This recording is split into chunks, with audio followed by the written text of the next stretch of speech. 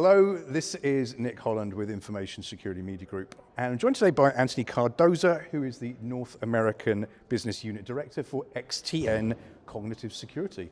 Anthony, thanks for joining me today. Hey Nick, thanks for having me.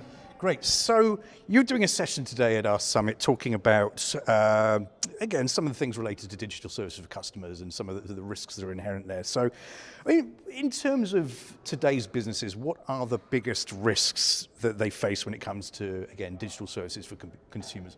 Sure. Yeah, I think first and foremost, a big risk to businesses is simply just not offering digital services because of the risks, right? And if you're not doing that, if you don't have e-commerce, if you don't have, an easy way for your customers to consume your goods digitally, then you're missing out. And I think we did, something like, I saw a statistic, it was like $9 billion in sales for Cyber Monday. Yeah. So just to give an example of, the business that you're missing out on if you're not offering digital services. Now, there are, inherent risks associated with offering those digital services. We talk a lot about devices and how intimately we are sort of tied to our device. Our identity is our device. Now, think about that. Our phones are filthy, right? We bring them into the bathroom with us. We use them on public Wi-Fi. So we're consuming these digital services, and it's our device, it's our identity that's creating a risk for that company, that enterprise that's offering a digital service.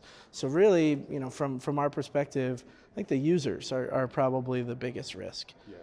And so, I think about patch management, for example. I don't know if you have an iPhone or an Android phone, but probably you're not up to date on the latest version because the new one came out last night, right? And they just continue to come out. And I think about a typical user. My dad, for example, he has an iPhone 6. He holds it flat in his palm like this, and he types with one finger.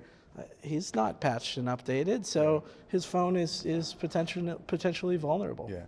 So next question then. So how are XTN services and solutions different from the current offerings that are available in US and Canada? Sure. Yeah. So XTN, headquartered in Northern Italy, we've been working since 2014 with banks and financial institutions in Europe. We're now entering the US market, and we found that there are some really good vendors, innovative new vendors in the space. They're kind of focused on one element of artificial intelligence or behavioral biometrics.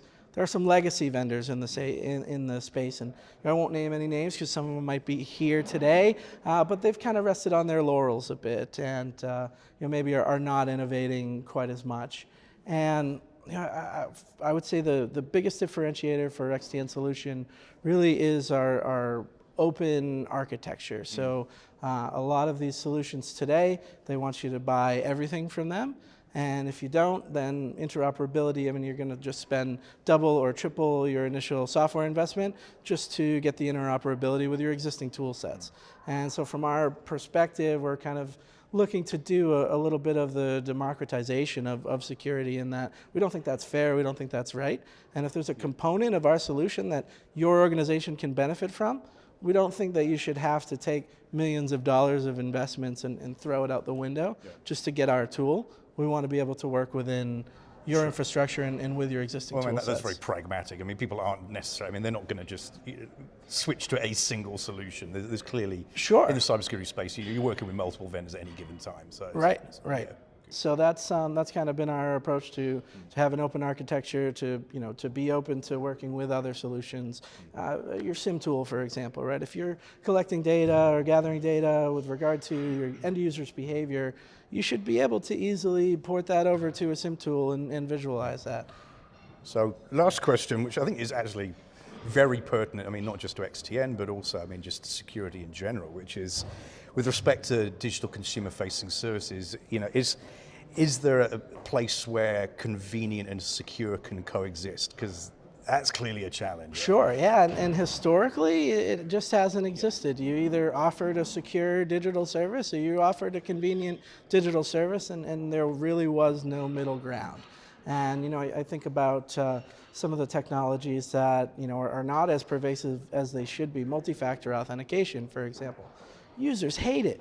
right? It's the most important thing for protecting your digital service, but your users hate it. Now, we've already talked about, how important it is to have those services, but you have to have users who are interested in accessing them and not annoyed with it. So, when we think about a user's authentication, username and password is broken, right? Your password can be guessed, it can be phished, it can be socially engineered, and it just doesn't work anymore. So we have to have other mechanisms to ensure that the user is who they say they are, right? But we have to do it in a way that's not going to cause them to walk away and go to a competitor. No, absolutely. So there is a big challenge there, and that's what we're doing with behavioral biometrics. That's what we're doing with creating a profile of your legitimate, your authentic user, and then comparing that and using that data set to uncover those anomalous attempts. Well, I think you hit the nail on the head as well. It's not cumbersome. It's something that is, if somebody's doing it anyway and it's a passive form of recognition, it's behavioral.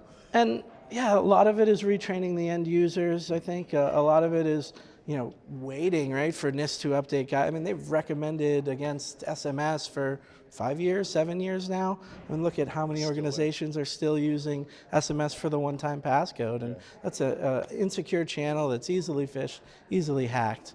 It just doesn't make sense. So I think there's a lot more that can be done. User education is important. And I think having a challenge when the risk is appropriate. So I'll give an example. You're home, right? You're on your personal device, you're on your Wi-Fi, and you want to log into your online banking account. Well, if that's a recognized device and a recognized network location, then probably username and password is sufficient. Potentially even single sign-on could work in that scenario. Now, you're at an airport, you're on the device, but you're on a public Wi-Fi. Probably the risk levels are different there, and the mechanism for authentication should be different. Now, as a user, you've got to accept that. You've got to realize, okay, the risk is elevated, let me give them a fingerprint. Let me do a retina scan, or do a one-time passcode. So as it should be, kind of a grayscale there in terms of...